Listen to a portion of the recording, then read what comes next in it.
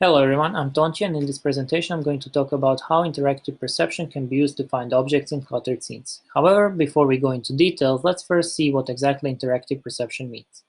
Object finding is a task that we as humans perform daily, often without even thinking about it explicitly. For robots, this is a very complex and unsolved problem. Imagine you have a robot like this and you would like for it to find a specific object in the box in front of it. Traditionally, you could record an image with the camera and run an object detector on the obtained image. However, if the object you're looking for is not on top of the other objects in the box, there is no way to know for sure if the target object is in the box or not. Since we have a mobile robot, we can try to move it and see if the target object is visible from another viewpoint. Such methods are called active perception methods.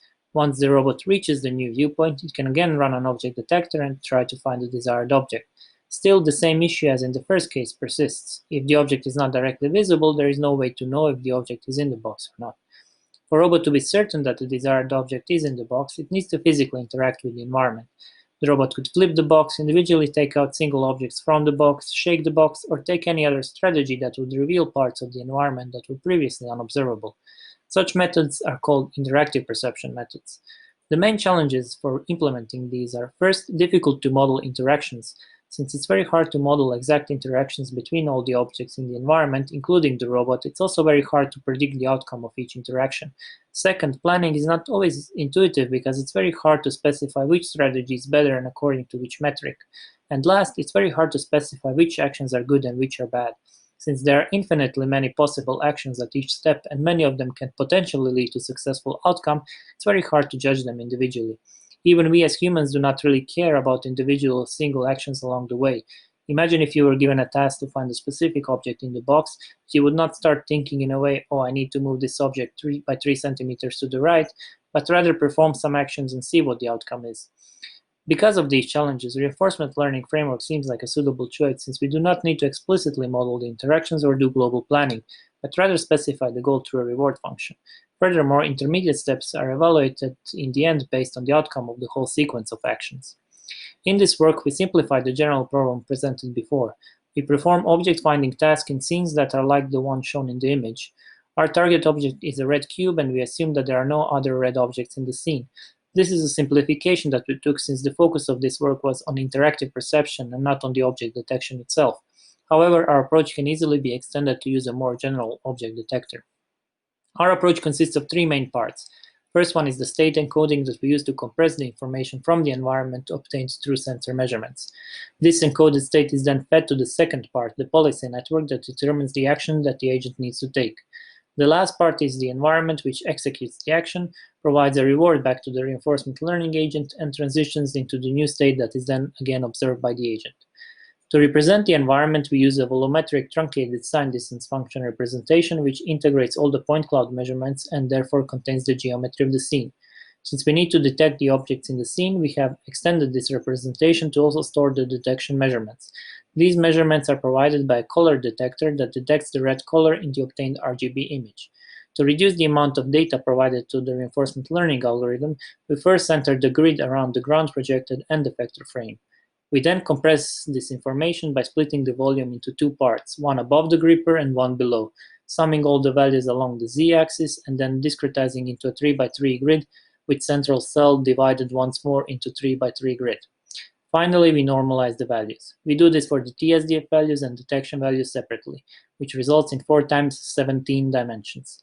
To this 68-dimensional vector, we append the two normalization factors such that we can keep track of how well the scene was explored, and the tilt angle of the gripper, since this cannot be observed in the projected frame. Once we obtain the encoded state, we feed it to the policy network. The network consists of two fully connected layers, and the weights are updated using a proximal policy optimization method. The output of the network is a 6-dimensional vector which specifies 5 relative displacements of the end effector and a single binary value which determines if the agent should stop the search. Once the action is executed, the agent receives a reward which consists of exploration reward, which is a positive reward proportional to the number of newly observed voxels at each step, time penalty, which is a negative reward at each step that encourages the agent to finish the task quickly, and terminal reward, which is positive if the agent finds the object or terminates in case there is no object in the scene, or negative in case the maximum number of steps is reached or the agent terminates without finding the object. For the environment, we defined two setups, one in simulation using PyBullet simulation engine with a detached gripper and an RGBD camera, and one in real world using a single 7 degree of freedom robotic arm with wrist-mounted RGB and depth cameras. The camera placement in simulation mimics the one from the real world. We also defined two tasks, active object finding, where the agent does not need to interact with the environment to find the target object, and interactive task, where the target object is usually hidden within the pile of objects and therefore requires interaction. The environment contains cubes and cuboids in the real-world setup, and different shape primitives, random shapes, and real object models in simulation. To compare to our approach, we have implemented two baselines. For the active task, a one-step greedy next best view method that samples end poses within the proximity of the current pose and evaluates each of them based on how many voxels would be observed if the agent would have moved to that location. If the agent explores most of the scene or detects the red object, it decides to terminate the episode. For the interactive task, an exhaustive grid search baseline is used. It splits the workspace into a regular grid and uses a 2-opt algorithm to find a path that travels through each node in that grid. The agent traverses the workspace at a fixed low height, just above the height of a single cube, such that any pile along the way is pushed away. Once it detects the red object or finishes the whole path, the agent terminates the episode. We have first evaluated our approach in simulation. Here you can see the greedy next best view baseline. The red fog represents the unobserved voxels. On the right, you can see the learned policy for the active exploration task. The agent learned that it needs to go up and tilt to observe as much of the workspace as possible. We have run 1,000 episodes and evaluated how many of these were successful and how many steps did it take on average to complete an episode. We can see that the learned policy outperforms the baseline both in success rate and the average number of steps. The same evaluation was also done on a larger scene and similar results were obtained. 10% of these episodes did not contain a target, which means that our approach learned to successfully terminate even if there is no target in the scene. The same evaluation was done for the interactive task. Here you can see the grid exhaustive search baseline. Our learned policy is on the right. As you can see, the agent learned that it needs to break the piles along the way in order to find the object. Over 1,000 episodes, the grid exhaustive search method achieved almost perfect success rate. However, our agent was more step efficient. The baseline was very successful in this case because it is specifically crafted for these cube scenes. In order to test how well these approaches generalize, we have used the same baselines and learned policies without any fine-tuning and tested them on 1,000 episodes with different objects in the scene. Active policy was more successful in every test case while requiring roughly 2 times less steps.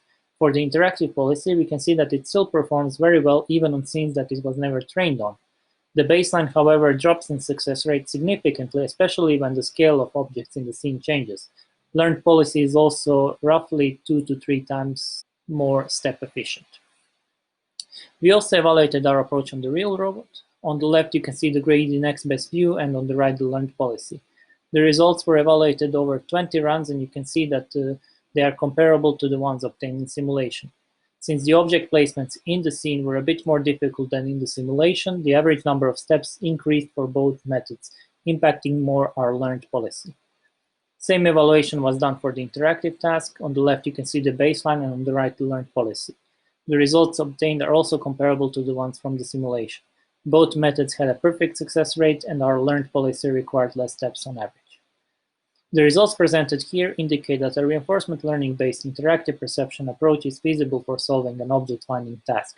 We have shown that such method can successfully perform both active and interactive object finding. We proposed an encoded volumetric representation for the state that eases transfer to reality. And finally, we have evaluated our approach both in simulation and real world and compared it to the baselines, showing that it can achieve a high success rate and still be very step efficient. Thank you for listening, and please refer to the paper for more details.